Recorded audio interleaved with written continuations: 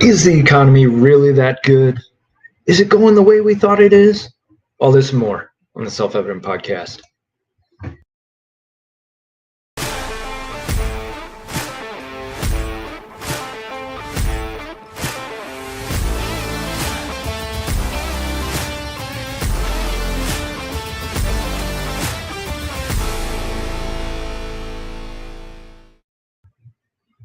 All right, guys, welcome to the Self Evident Podcast. You got Mike. Massey is not here. That is true, but that's all right. You got me rolling.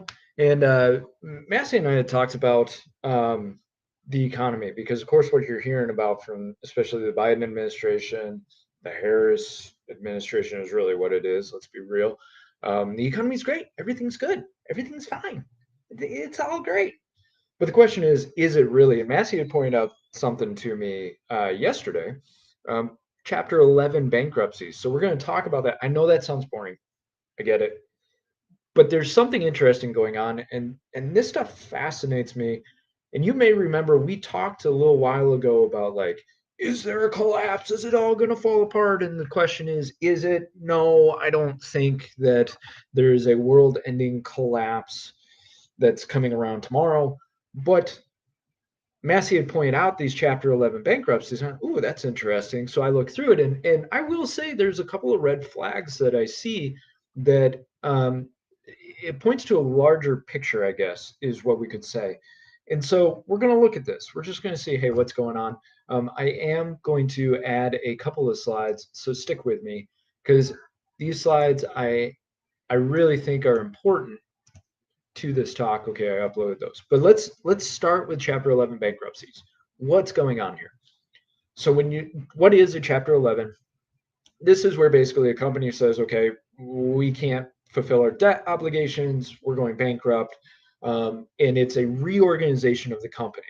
Really, it's that's what it is. So they come out with a plan of, like, we're reorganizing, we're going to do this and this and this, and they reset. And now, what I did was I compared the past 4 years, because, of course, COVID, 2020 to 2024. I mean, COVID was in full swing 2021, but you get the point. Past 4 years, which would be the Biden administration, compared that to the 10 years preceding. Now, what did I find? Now, in the early stages of COVID, you did have a decline in Chapter 11s. Now, that's probably because of those PPP loans that everybody was taking advantage of, and plenty of people were, stealing, and then stimulus checks, and the government was really trying to keep businesses afloat while telling them they couldn't do business. Either way. However, Chapter 11 filings have surged. Right? More and more companies are saying we can't make it. We got to go Chapter 11, particularly in 23, 24. So in 24, especially saw a rise. Hear this number. Commercial filings are up 70% year over year as of mid 2024. That to me is a red flag. Now, in the decade before that, relatively low, and data showed it was low and stable. And you want to know what times we've seen numbers like that, percentages like that? The 2007, 2009 Great Recession. We saw massive jumps in corporate filings driven by the collapses of organizations like General Motors and Lehman Brothers. And we saw kind of a bloodbath. Can't say that, right? We saw a bloodbath back in the Great Recession. But we also saw it in the dot-com bubble burst. This drove a ton of Chapter 11s. Though even that Chapter 11 rate was lower than it is today. That's a red flag right there. That is a signal. And I know last time when we covered all this economic stuff, we were talking like, well, there are some pieces that are a little bit of red flag. This, to me, there's a string I'm going to put together for you that I think, okay, there's an issue here. Now, I'm not giving any type of financial advice, investment advice, nothing like that, but this stuff fascinates me. And I'm so tired of government telling us, oh, it's all okay, right? And of course, now you're hearing Biden administration telling you, oh, well, inflation's going down and interest rates are going down, which they are. We're not going to argue that. Now, the question is, what was it not just a couple of years ago? And they're telling you unemployment rates are down.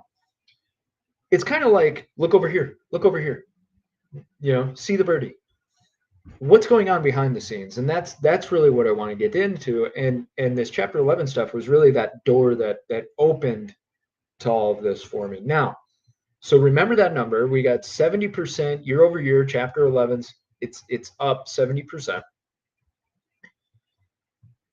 I remember we talked a little bit about this concept of commercial property, real estate, right? So think high-rise buildings. It's not necessarily one company that consumes all the floors in a high-rise. Think of it as an apartment building for businesses, right? So you may have 200 businesses in a high-rise, and they're renting out various levels of real estate, right? Commercial property is getting hammered right now. And I'm not saying it's going to completely collapse, but there are a lot of flashing signals on this. And think back to COVID. What did we have? We had the work from home movement, and companies have tried to kind of bring back the be in office requirements, but it's been sluggish. Plus, I was telling a friend this not too long ago. I've noticed job postings have been more and more remote, work from home, at least part of the time. When you do that, you reduce your need for office space, physical office space, right? Now, buildings are failing to secure businesses to rent space, and the buildings themselves, because of this, they're losing value and they're falling behind on maintenance, which continues to reduce the value. So office property defaults. This is where I can't pay it. I'm going in default. I'm done.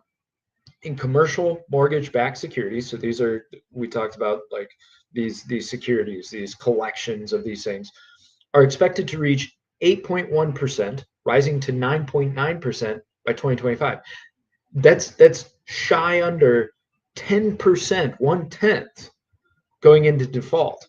And these increases they're driven by high interest rates, vacancies are increasing, and obviously a large volume of debt. How much debt? Nearly 1 trillion of commercial real estate debt is due to mature in 2024. This is a threatening massive delinquencies, right? So think about it.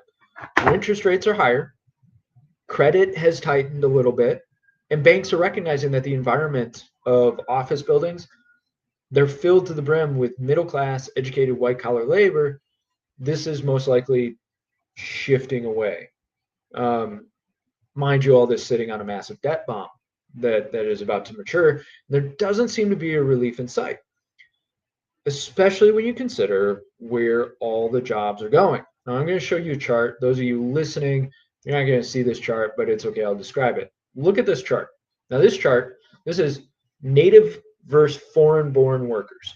Now, you notice the massive dip in 2020, and those of you viewing, you're going to see, there's a runaway on foreign-born workers versus native-born workers. So what do the numbers mean? So native worker jobs, they've really been unchanged in the past 6 years. This means they haven't really added native worker jobs, while the growth of foreign worker jobs is at an absolute record high. So don't forget, a while ago, Biden administration, they were saying, oh yeah, the numbers are great. And the government Bureau of Labor Statistics, they revised their numbers when they removed 818,000 jobs in the past year that the government was boasting about. Poof, thin air. 818,000. That's almost 1 million jobs that the government was off on what they were saying, right? So the August jobs report, hear this one. These stats, when you start to put them together, it's like, oh, questionable, right? August jobs report showed a loss of 438,000 full-time jobs. A loss of 438,000 full-time jobs with an increase of 527,000 part-time jobs. So massive loss of full-time, massive gain in part-time, which part-time pays lower, not as much benefits. It's tougher because you're going to get a record high of people who are working part-time jobs. If you look at true job creation pace, which was about 150,000 in the past year, it's estimated about 109,000 of those were illegals, foreign-born. This means we had about 40,000 jobs created for natives. That's it. In total, in the past 6 years, we've seen about 4.7 million jobs created for immigrants, both legal and illegal.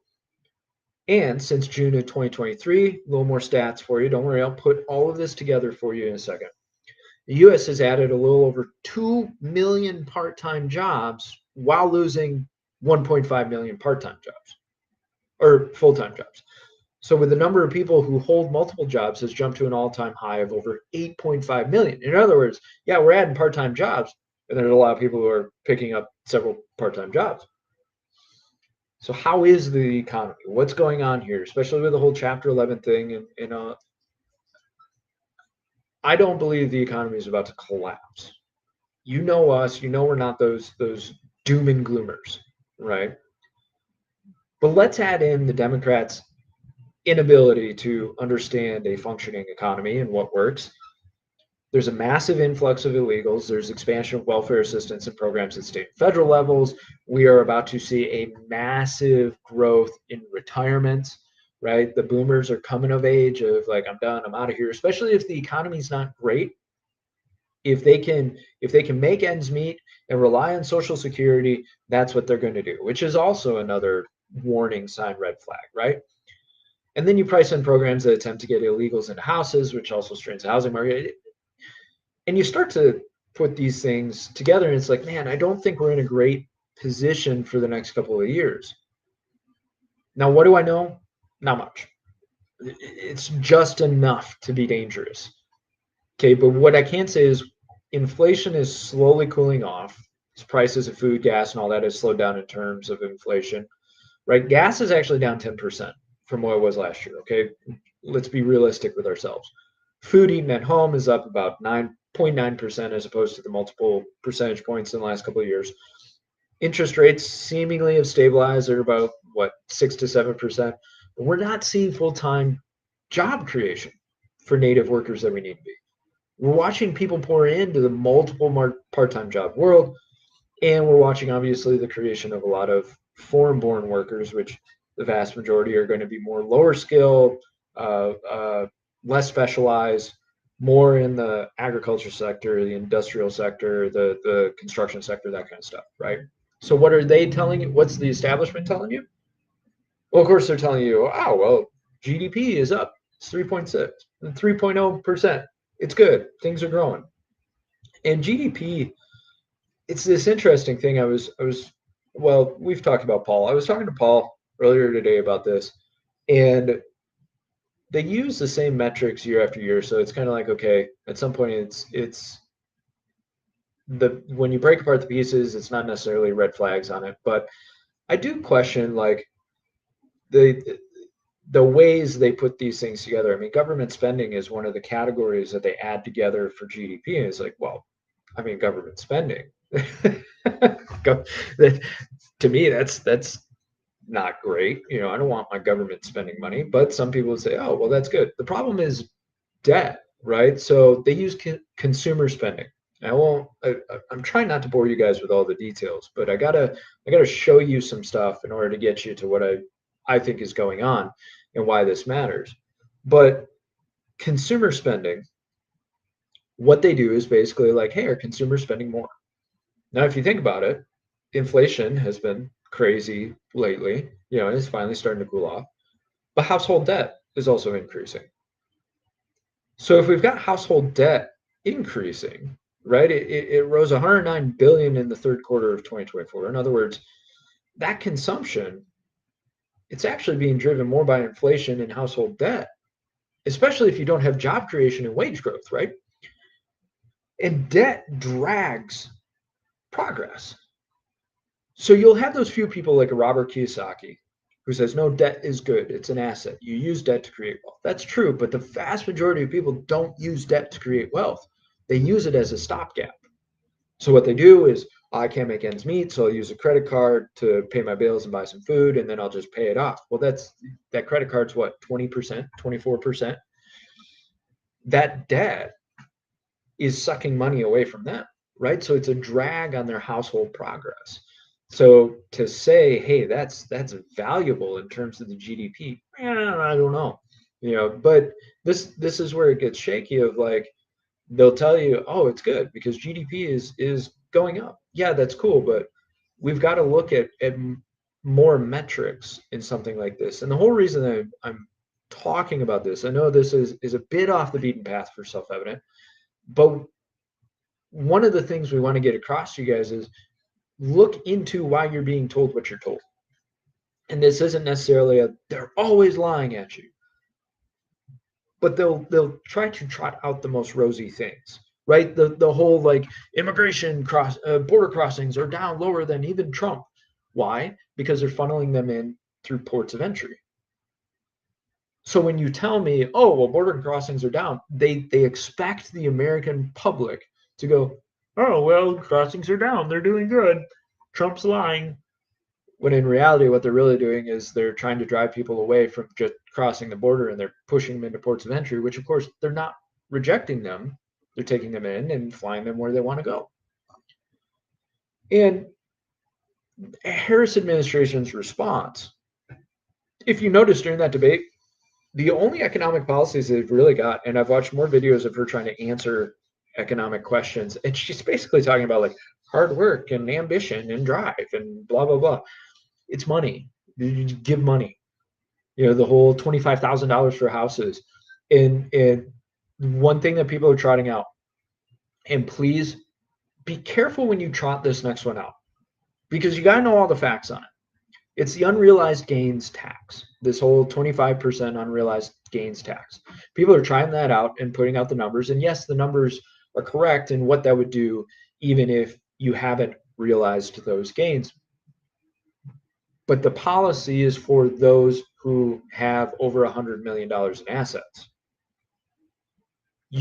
Otherwise, you end up looking like a fool when somebody says that's only for the really rich. That's not for you. Now, it's a lose-lose in my mind. So let's say it stays with 100 millionaires, $100 millionaires.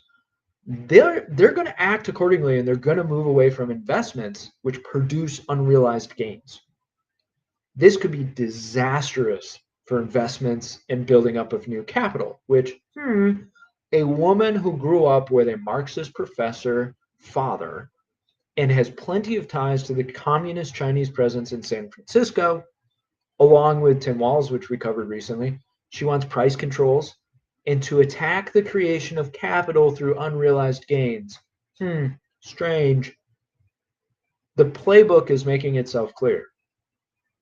And let's say that unrealized gains tax doesn't just stick with $100 millionaires, which it won't.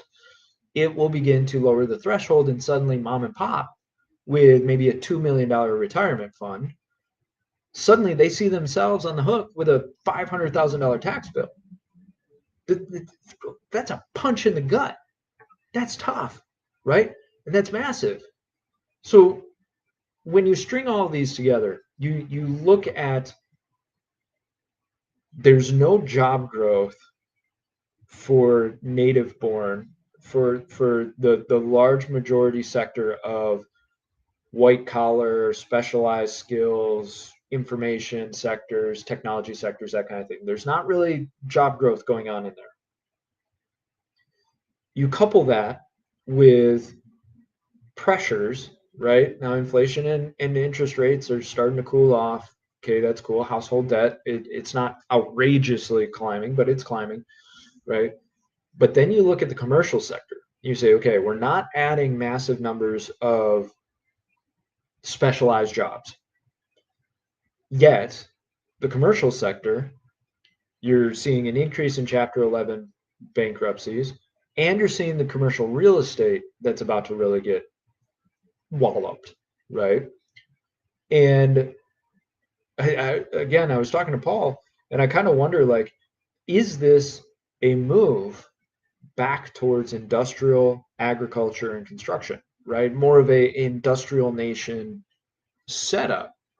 Because if you're massively growing these foreign-born workers, and you're recognizing that people are the information and the technology and the more specialized fields are stagnating, And exports, let me show you this. Exports have progressively collapsed, right? This is net exports. So we're not exporting anything. We're year after year, we're importing more than we're exporting, which means we're not producing things of value.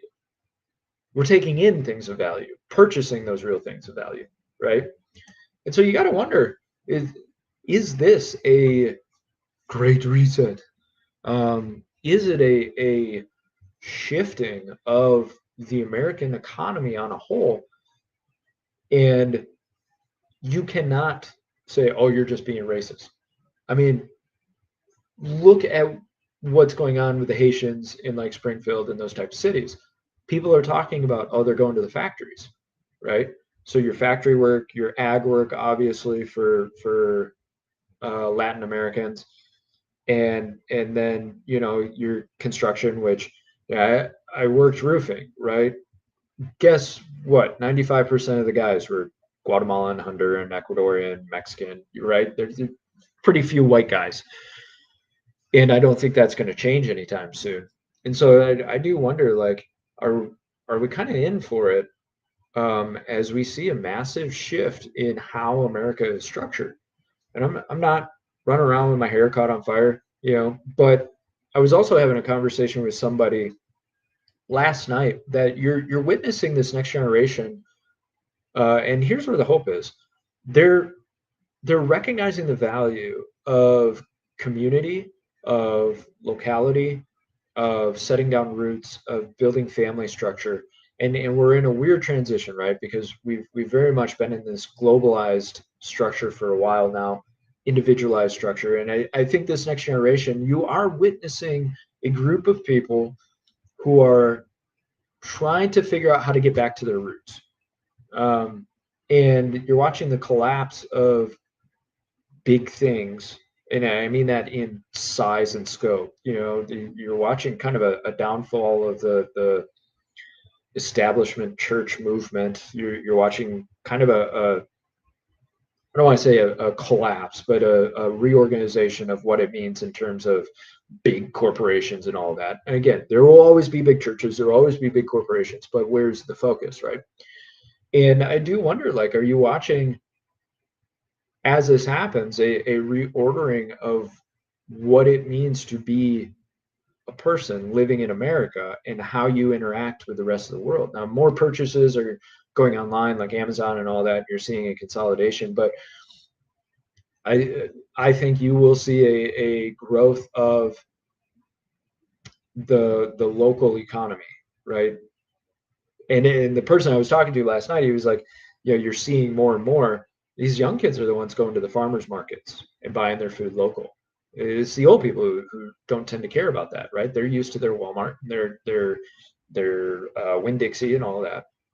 And I think he's right. I think the young people that I meet, they're more invested in relationship, they're more invested in health, they're more invested in homesteading, personal skills, that kind of stuff.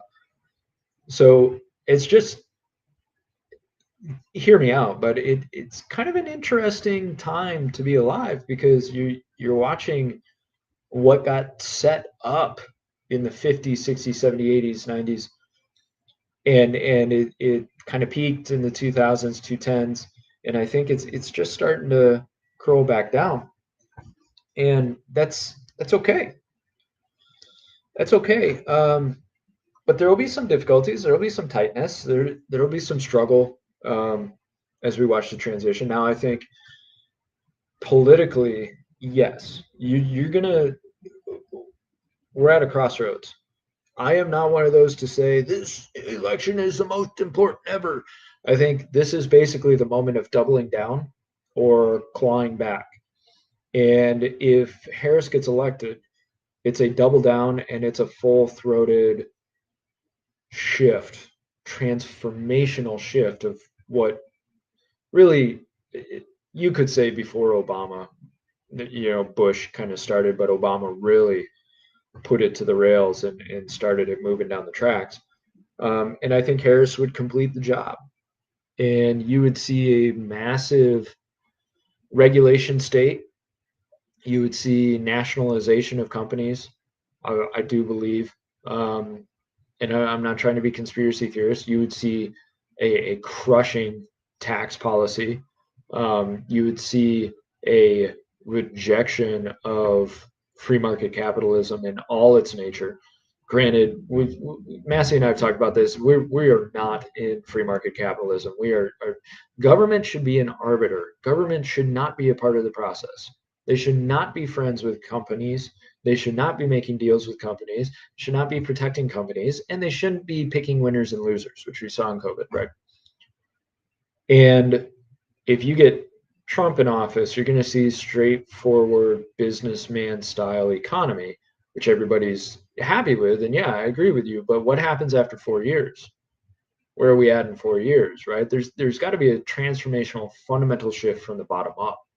And that's where I encourage you guys of maybe don't resist the restructuring in terms of local finding jobs to create things of value. Like if your wife wants to make soap, cool, right? That soap is a valuable asset. It's a valuable item. People need soap, right? And if you want to grow excess food in your garden, sell it at the farmer's market, do it. Homesteading, you want to start process of homesteading, you want to own chickens, that kind of thing, go for it, right? You are insulating yourself from some of the economic forces that could hurt you if you're completely reliant on the system. And I think there's hope in that of, man, the Lord has given you skills, he's given you talents and abilities. Why not pursue those, right? And start thinking outside the box. Like if you can grow a garden, or let's say maybe you're making something of value to other people, right? And simplify it. You know, leather goods, right? Maybe you're buying leather from a local rancher after he butchers the cow, and you're making jackets, right? Now up north, that's extreme value, but and the cool thing is the internet can still be your medium.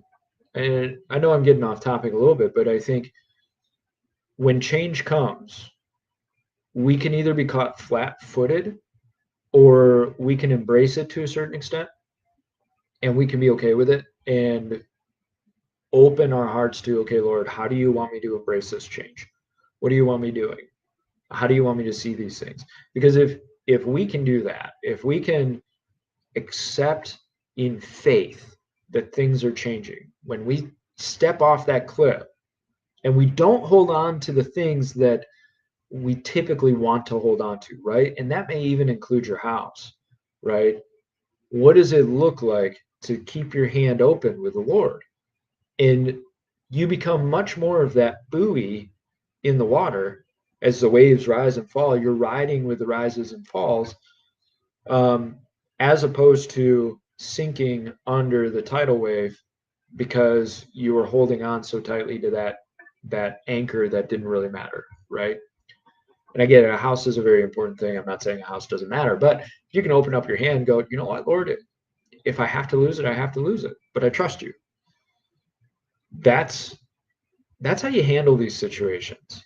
Instead of running around with your head cut off and screaming about the end of the world and how hyperinflation is going to kill us all, because it won't.